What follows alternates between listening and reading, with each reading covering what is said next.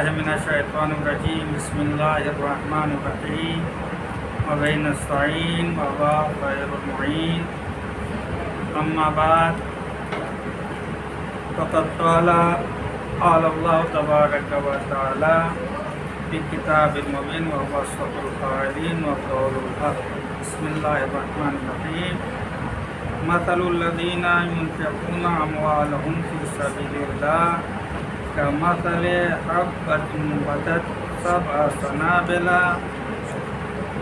فكل سنبلة 100 حبة والله يضاعف لمن يشاء والله واسع عليم۔ یہ درس اخلاق جو مسلسل جامع امامیہ تنظیم المکاتب میں طلباء کے لیے منعقد کیا جاتا ہے،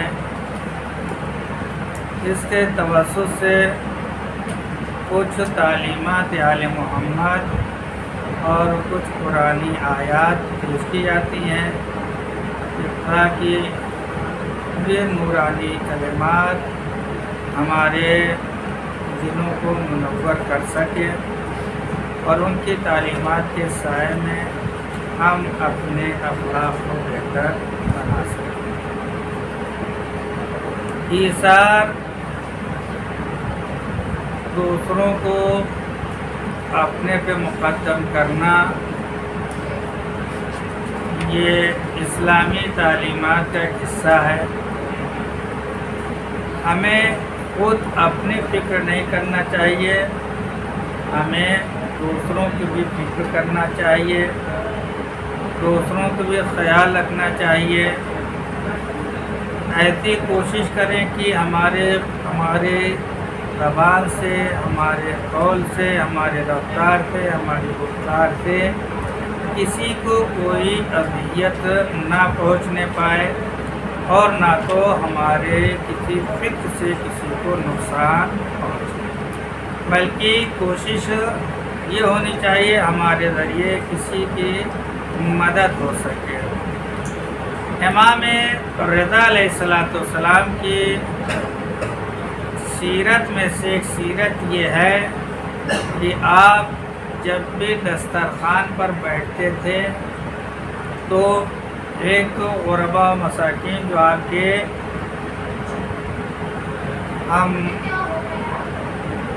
نشین ہوا کرتے تھے، خاص طور سے وہ خادم اور وہ غلام جو آپ کے ساتھ رہا کرتے تھے، انہیں بھی آپ اپنے دسترخوان پر اپنے ساتھ بیٹھایا کرتے تھے۔ نیز آپ کا ایک طریقہ یہ تھا کہ دسترخوان پہ جو بھی انواع اور اقسام کی چیزیں چنی جاتی تھیں ان میں سے تھوڑی تھوڑی چیزیں ایک تھیلے میں آپ اپنے دست مبارک سے جمع کرتے تھے، اور وہ اس لیے جمع کرتے تھے تاکہ فقراء اور مساکین کو دیا جائے۔ بظاہر امام کا یہ عمل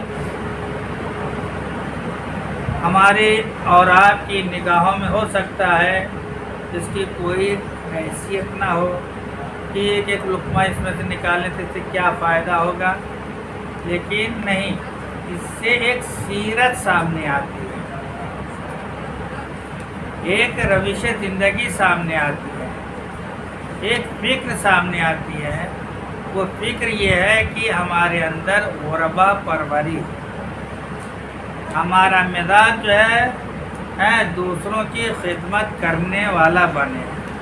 غربا پروری اور مسکین پروری یہ ہمارے ذہن میں آئے اور ہماری یہ عادت بنے۔ امام کا یہ سلوک، یہ طریقہ ہمیں ایک سبق دے رہا ہے کہ ہم سماج اور معاشرے میں ایسے پسماندہ لوگ کہ جن کے پاس ایک روٹی اور ایک لقمہ بھی کے لیے جو ترس رہے ہیں ان کی فکر کرنا چاہیے۔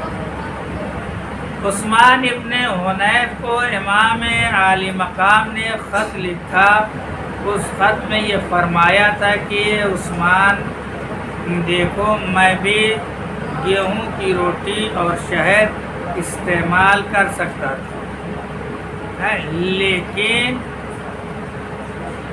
امامہ اور حجاز میں ایسے بھی لوگ پائے جاتے ہیں کہ جو 2 روٹی کے محتاج ہیں، اکباد حرہ ہیں، ان کے دل جل رہے ہیں، وہ بھوکے ہیں، پیاسے ہیں، اور میں کیسے یہ گوارا کروں کہ میری مملکت میں اس طرح کے لوگ پائے جا رہے ہوں اور میں ایک ایسی غذا اپنے لیے استعمال کروں۔ لہذا امام عالی مقام کی غذا کا عالم یہ تھا کہ مہر بند تھیلی آپ کے لیے جاتی تھی اور اس کو کھول کے آپ کھانا کھاتے تھے۔ پوچھا گیا کہ یہ مہر کیوں لگا دی جاتی ہے، تو امام کی طرف سے یہ تاکید تھی خادمہ کے اوپر کہ نہیں تم مہر لگا دیا کرو، اس لیے کہیں ایسا نہ ہو بچے فرد محبت میں اسے روغنی بنا دیں، کیونکہ بیٹے اور باپ کا رابطہ آپ جانتے ہیں کتنا عطوفت اور کتنا مہربانی کا رابطہ ہوتا ہے۔ لہذا جب سوکھی روٹی آپ کی جاتی تھی تو یہ تکلیف کہیں نہ ہو جائے اور اس کو احساس کر کے بچے اس میں کوئی روغن نہ استعمال کرتے ہیں، لہذا ایک تاکید تھی۔ اور آپ نے سنا بھی ہے کہ جب آپ کے ساتھ کوئی مصاحب آ گیا مسجد میں تو دیکھا کہ امام بڑی زحمت کے ساتھ اس روٹی کو توڑ کے کھا رہے ہیں، تو اس نے یہ احساس کیا کہ ہے یہ اس طرح کی روٹی کیسے آپ کے گلے سے اترے گی۔ امام حسن کے پاس آیا، دیکھا کہ وہاں کھانا کھا رہا تھا اور پھر کچھ اس میں سے اٹھا رہا تھا۔ کس لیے اٹھا رہا تھا یہ؟ تاکہ امام کے لیے لے جائے۔ تو یہ سیرت رہی ہے آل محمد کی، غربا پروری اور دوسروں کی فکر کرنا۔ آپ سوچیں گے کہ یہ بڑا مشکل کام ہے، یقیناً مشکل کام ہے، لیکن ایثار کرنا یہ مشکل نہیں ہے۔ اذیت دینے سے اپنے کو روکنا یہ مشکل کام نہیں ہے۔ آپ اپنے ہاتھوں کو روک سکتے ہیں، اپنی زبان کو روک سکتے ہیں، اپنی فکر کو روک سکتے ہیں کہ ہماری فکر، ہماری زبان، ہمارے اخلاق، ہمارے طریقہ کار سے کسی کو کوئی تکلیف نہ ہونے پائے۔ ابھی ہم درس اخلاق یعنی اخلاق کے شعبہ کا درس ہو رہا تھا، اس میں اسی ایذا رسانی کے اوپر تھا کہ اگر بہت سی چیزیں وہ ہوتی ہیں جو ہمارے کنٹرول میں نہیں ہے، جیسے کوئی ہمیں گالی دے دے، کوئی ہمیں برا بھلا کہہ دے، کوئی ہمارے اوپر کسی طرح سے ہجوم لے آئے، حملہ کر دے، تو ہم اس کو تو کچھ کہہ سکتے ہیں، کسی کی زبان روک سکتے ہیں، کسی کی فکر روک سکتے ہیں نہیں، لیکن ہم کیا کر سکتے ہیں؟ ہم ایک چیز ہے کہ دفاع کر سکتے ہیں اپنا، ہم صبر کر سکتے ہیں، ہم اپنے کو روک سکتے ہیں، ہم اپنے کو کنٹرول کر سکتے ہیں۔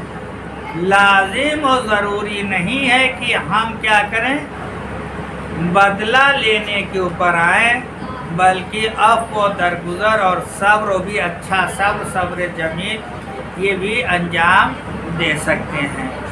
تو ایذا رسانی ایک نہایت ہی مضر عمل کا نام ہے کہ جو اعمال کو حق کر دیتا ہے اور اعمال کو ضائع اور برباد کر دیتا ہے۔ وہ دانہ کتنا بابرکت ہے، دیکھیے اس انفاق کو اس دانے سے تعبیر کیا گیا ہے کہ جو دانہ کتنا بابرکت دانہ ہے۔ یہ قرآن مجید کی ایک آیت کریمہ جو سورہ بقرہ کی 261، یہ 261 سے متعدد آیتیں آپ اس کے ذیل میں آئیں گے تو مسلسل کئی آیتیں ہیں کہ جس میں انفاق کے سلسلے میں بیان کیا گیا ہے آپ اسے، اور یہ انفاق اس لیے میں نے چنا منتخب کیا کیونکہ امام رضا علیہ السلام کی شہادت کی تاریخ آنے والی ہے، لہذا یہ امام کی سیرت کو مد نظر رکھتے ہوئے۔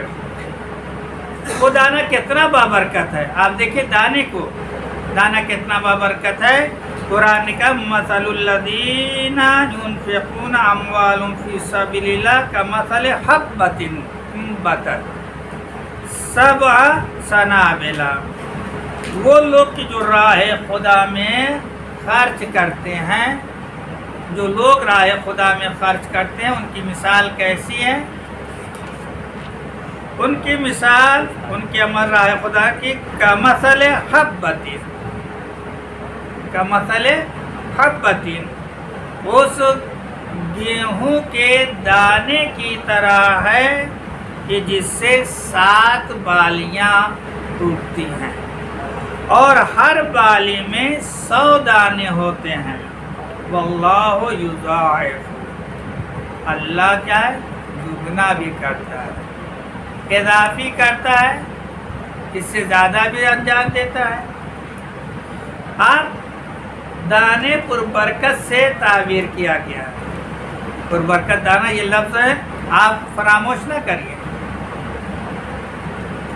ایک دانہ جو زمین کے حوالے کیا جاتا ہے، پروردگار عالم اسے اتنا بابرکت بناتا ہے کہ اسے ایک دانے سے 7 بالی، اور ہر بالی میں 7 دانے، 100 دانے ہوتے ہیں۔ آپ 1 درہم، 1 روپیہ ہے، تھوڑا سا پیسہ اگر آپ راہ خدا میں خرچ کرتے ہیں تو آپ کے اس عمل کی اجر و ثواب 7 گنا بلکہ کئی گنا آپ کو پروردگار عطا کرتا ہے۔ لیکن اس کے علاوہ ایک بات اور یہاں پر بیان کی جا رہی ہے، وہ یہ کہ ہمیں جو کچھ ہم اعمال انجام دیتے ہیں، اپنے اعمال کی حفاظت کریں۔ حفاظت کیسے کریں؟ روایت میں وارد ہوا کہ پیغمبر اکرم سفر کر رہے تھے، معراج کا سفر تھا۔ آپ دوران سفر دیکھا کہ کچھ عمارتیں ہیں کہ جو تیار ہو رہی ہیں، کچھ مہمان جو ہیں انتظار کر رہے ہیں، کچھ سستا رہے ہیں، کچھ کام کر رہے ہیں۔ تو جبریل سے پوچھا یہ بات کیا ہے؟ یہ کچھ لوگ بیٹھے ہوئے ہیں، کچھ لوگ کام میں مصروف ہیں۔ کہا کہ یہ جو کام میں مصروف ہے وہ نیک اعمال انجام دینے والے انجام دیتے ہیں، تو ان کے لیے یہاں پہ جنت میں قصر ان کے لیے بن رہے ہیں، باغات ان کے لیے تیار ہو رہے ہیں، اور یہ لوگ جو بیٹھے ہوئے ہیں تاکہ ان کے اعمال صالحہ کرنے والے انجام نہیں دے رہے ہیں۔ پھر اسی طرح سے ایک بات یہیں پہ یہ اور آتی ہے کہ جب یہ باغات ہیں، اس طرح کی چیزیں ہیں، تو وہ بہت خوش ہوئے، کیا کہنا، کتنے اچھے اچھے باغات ہیں۔ جب پیغمبر نے یہ فرمایا تو ایک جملہ کہا کہ اچھا ایسے ہیں، لیکن ڈرو، خوف زدہ رہو، کہیں ایسا نہ ہو کہ یہ باغ جل جائے۔ کیسے جل جاتا ہے؟ فرماتے ہیں کہ ایک چنگاری پورے خرمن کو جلا کے خاکستر بنا دیتی ہے۔ کب؟ جب کوئی گناہ کرتا ہے، کوئی معصیت کرتا ہے۔ اعمال صالحہ جو انجام دیتے ہیں، اجر و ثواب اس کا زیادہ ہے، لیکن احباط کی منزل آتی ہے کہ یہ عمل ہمارا ضائع ہو جاتا ہے۔ عمل ضائع نہیں ہوتا ہے، عمل کا اجر ضائع ہوتا ہے، ثواب ضائع ہو جاتا ہے، ثواب ختم ہو جاتا ہے۔ حبطت اعمالہم کی منزل آتی، احباط عمل کہا گیا۔ کیوں؟ آپ دیکھیں، لا تبطلوا صدقاتکم بالمن والاذی، اپنے صدقات کو باطل نہ کرو احسان جتا کے، ایذا رسانی کر کے۔ معلوم یہ کہ ایذا رسانی، موذی بننا، یہ کیا کرتا ہے؟ یہ اعمال کے اجر و ثواب کو احباط کی منزل پہ لا کے کھڑا کر دیتا ہے۔ اعمال ہمارے ضائع ہو جاتے ہیں، ختم ہو جاتے ہیں۔ عمل باطل نہیں ہوتا ہے، عمل تو آپ نے انجام دے دیا جو انجام دینا تھا، اب وہ پیسہ آپ کی جیب میں نہیں آ رہا ہے، لیکن جو ثواب آپ کو ملا تھا وہ ثواب آپ کا ضائع ہو جائے گا، آپ کے کمالات جو ہے وہ ختم ہو جائیں گے۔ لہذا 2 چیزوں سے پرہیز کرنا چاہیے، ایک تو احسان جتانے سے، اور دوسری بات کیا ہے؟ ایذا رسانی سے۔ ایذا رسانی کا تعلق یہ صدقہ سے نہیں ہے، مطلقاً ہے۔ یہ روایات میں ہے کہ مطلق آپ سے بیان کیا گیا ہے ایذا رسانی کو، کہ کبھی بھی کوئی بھی ایذا رسانی اگر آپ نے کی تو عمل باطل ہو جائے گا۔ یہ مصداق ایک ہے بتایا جا رہا ہے، ورنہ اس کا تعلق صرف صدقہ سے نہیں ہے، یہ مطلق ہے، یہ عام ہے۔ کوئی بھی عمل آپ صالحات انجام دیتے ہیں، ان صالحات کا اجر و ثواب اسی وقت باقی رہے گا جب آپ کنٹرول رکھیں گے اس بات کے اوپر کہ آپ کسی کو ایذا نہ پہنچائیں، کسی کو نقصان نہ پہنچائیں، نہ اپنی زبان سے، نہ اپنے اعمال سے، نہ اپنے رفتار سے، نہ اپنے گفتار سے۔ امام رضا علیہ السلام کی دو باتیں آپ کو ضرور یاد رکھنی چاہیے کہ امام نے احیاء سنت پیغمبر کو اولویت دی اور تفسیر قرآن مجید کو آپ نے اولویت دی۔ چھٹے امام کا دور یقیناً بڑا خوشگوار دور تھا، تمام تر تنگیوں کے باوجود آپ نے 4000 اپنے شاگرد مہیا کیے، لیکن وہ شاگرد یا شیعہ تھے یا اہل سنت حضرات میں سے تھے، لیکن امام رضا علیہ السلام کا دور تبلیغ اور دور علم اور دور نشر علم ایسا تھا، نہ صرف آپ کے شیعہ تھے، نہ صرف سنی تھے، بلکہ کلیمی یعنی یہودی آپ کے درمیان تھے، عیسائی آپ کے درمیان میں آتے تھے، مجوسی آپ کے پاس آتے تھے، ملحدین، دہریہ اور مشرکین آپ کی بس میں آتے تھے۔ کوئی توحید کے مسئلے کو لے کے اٹھتا تھا، کوئی قضاء و قدر کے مسئلے کو لے کے اٹھتا تھا، کوئی جبر و تفویض کے مسئلے کو لے کے اٹھتا تھا۔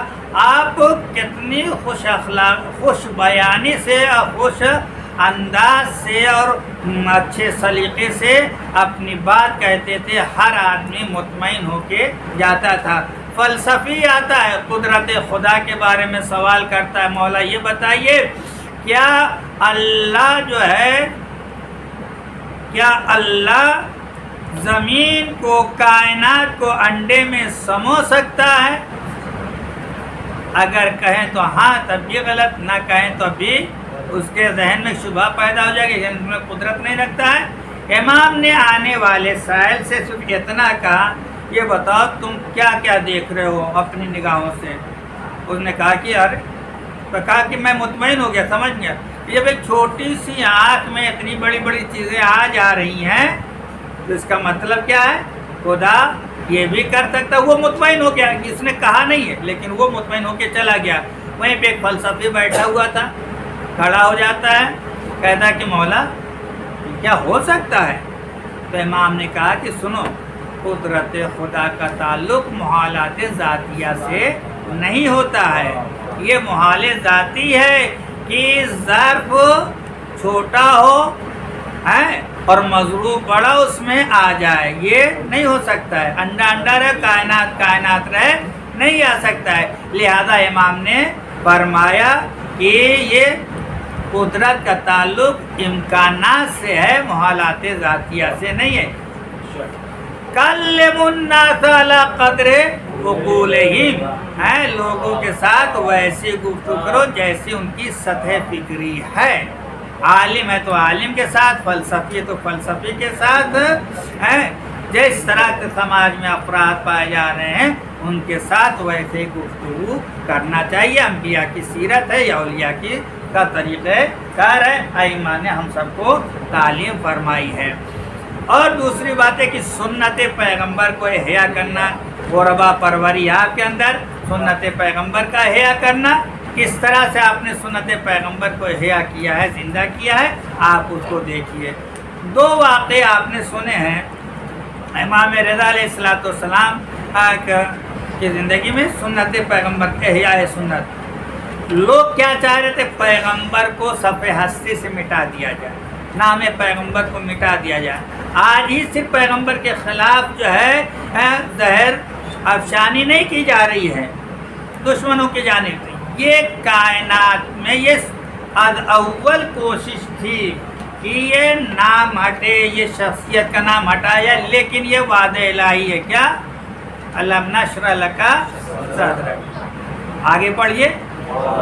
ووضعنا عنک وزرک الذی ورفعنا لک. احسنت. ورفعنا لک ذکر. ہم نے آپ کے ذکر کو کیا کیا؟ بلند کیا. آپ بتائیے صبح سے لے کے شام تک یہ 24 گھنٹے کو اگر آج کی دنیا میں آپ کیلکولیشن کریں تو ہر سیکنڈ ہر منٹ کے بعد نام محمد فضا میں لیا جا رہا ہے. ہر سیکنڈ ہر منٹ کے بعد، جو کہ طلوع و غروب، مشارق و مغارب، آپ نے سنا ہے مشارق اور مغارب ہیں. طلوع و غروب جو ہے وہ ایک تو نہیں ہے، ہر جگہ کے اعتبار سے الگ الگ ہے. تو ہر جیسے جیسے ہے اسی اعتبار سے نماز کا وقت ہوتا ہے، اور جیسے جیسے نماز کا وقت ہوتا ہے ویسے ویسے اذان کا وقت بھی ہوتا ہے. اور کہا جاتا ہے اذان میں کیا؟ اشہد ان محمد رسول اللہ. ہر لمحہ ہر آن. دیکھیے مائک سے اذان دینا، شور مچا کے اذان دینا، یہ آج کی پیداوار ہے. ورنہ صرف یہی تو کہا تھا اذن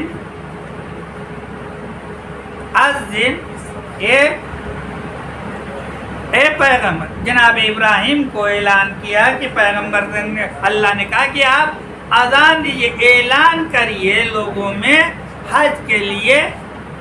لوگ دور دراز سے آئیں گے، پیدل آئیں گے، سواری سے آئیں گے. سوال آپ سے یہ میں کرنا چاہتا ہوں کہ ایک بندے خدا ایک پتھر پہ کھڑا ہو کے آواز دے رہا ہے، لیکن اس کی آواز کہاں تک نہیں پہنچی ہے؟ ہر جگہ پہنچی. کس نے پہنچایا؟ جب یہاں سے آواز بلند ہوتی ہے تو دور تک اثر رکھتی ہے. ایک آواز خلوص سے جناب ابراہیم نے دی، ساری دنیا سے لوگ حج کرنے کے لیے چلے. ایک بلال حبشی نے کھڑے ہو کے خانہ کعبہ پہ آواز دی، اذان کہی، ساری دنیا میں اذان ہو رہی ہے نہیں ہو رہی ہے. اذان کے لیے بہترین ایک سبق دیا تھا آیت اللہ خامنائی نے. اعلان کیا تھا جب وقت اذان ہو جائے جو جہاں کھڑا ہے وہیں اذان دینے لگے. نہ مائک کی ضرورت ہے، نہ کو لاؤڈ اسپیکر کی ضرورت ہے. وقت اذان ہو جائے وہیں کھڑے ہو کے آپ اذان کہہ لیجئے. جب اذان کہیں گے، مارکیٹ میں کہیں گے، بازار میں کہیں گے، کھیت میں کہیں گے، ٹھیک ہے، کہیں نہ کہیں اپنی سرزمین پہ تو کہہ سکتے ہیں، اب اپنی ملکیت میں کہہ سکتے ہیں. اب کھیتوں میں ہے، کام کریں وہاں تک آپ کے لاؤڈ اسپیکر کی آواز نہیں جا رہی ہے، نہ جائے. آپ وہیں پہ کام کرتے کرتے ہل چلاتے ہوئے اگر آپ نے مصلی بچھا دی، اذان دے دی تو آپ کا کام مکمل ہو جائے گا. یہ آپ وہی کام کریں گے جو لاؤڈ اسپیکر سے کام ہوتا تھا. تو اذان خلوص کے ساتھ سنت پیغمبر کو کیسے احیا کیا جائے. دیکھیے امام رضا علیہ السلام نے جب آپ کو نماز عیدین کا حکم، نماز عید کا حکم دیا گیا کہ آپ نماز عید پڑھائیے، تو آپ نے ایک شرط لگائی تھی. وہ شرط یہ تھی کہ میں ویسے نماز پڑھاؤں گا جیسے میرے جد پڑھایا کرتے. آپ نے اپنے جد کا حوالہ دے کے سنت پیغمبر کو احیا کیا، ان کے دماغوں میں ڈالا، ان کے ذہنوں میں یہ بات پیدا کی. پیغمبر کا انداز و سلیقہ یہ تھا. یہ اس جگہ پہ جنہوں نے پیغمبر کو دیکھا نہیں ہے، اصحاب کو بھی اتنا زیادہ دیکھا نہیں ہے. ظاہر خراسان اور مدینے میں بڑا فرق پایا جا رہا ہے، بڑی دوری ہے. یہاں کے لوگ نہیں جانتے تھے، لیکن ایک امام رضا کے ایک لفظ کے ذریعے سے پتہ چل گیا کیا پیغمبر کی سیرت کیا ہے، پیغمبر کا طریقہ کار کیا ہے. یہ سنت پیغمبر کا احیا کرنا امام رضا علیہ السلام کی سیرت تھی. بس آپ کی خدمت میں اتنا ضرور ہے عرض کرنا ہے کہ ہمیں تعلیمات آل محمد اور تعلیمات قرآنی سے وابستہ رہنا چاہیے، اور اسی کے ذریعے سے اپنی رفتار، اپنی گفتار کی اصلاح کرتے رہیں اور اپنے دلوں کو منور کرتے رہیں۔ وصلی اللہ علی محمد وآلہ الطاہرین۔